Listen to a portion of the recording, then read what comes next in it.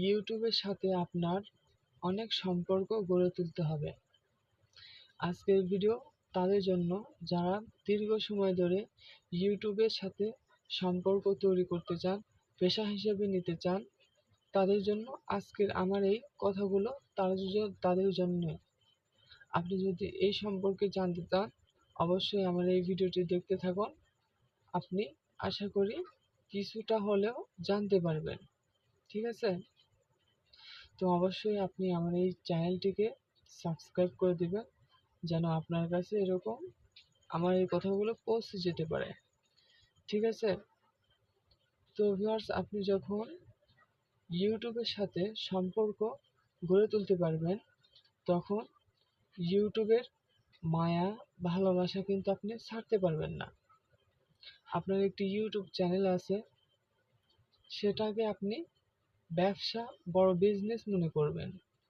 আপনার মনে হবে যে আমি আজকে একটি ভিডিও তৈরি করে পাবলিশ করে ইনকাম করতে পারতেছি, আর এই ইনকাম যদি বন্ধ হয়ে যায় তাহলে আমার এই ব্যবসায় লস হয়ে যাচ্ছে, প্রফিটের থেকে লস হয়ে যাচ্ছে। আর ব্যবসায় কেউ মানে প্রফিট থেকে লস করতে চায় না। ইউটিউব ঠিক এমনই। আপনার ভিডিওতে ভিউজ হলে, মানুষ পছন্দ করলে, দেখলে, শেয়ার করলে, লাইক করলে, কমেন্ট করলে আপনি টাকা উপার্জন করতে পারবেন।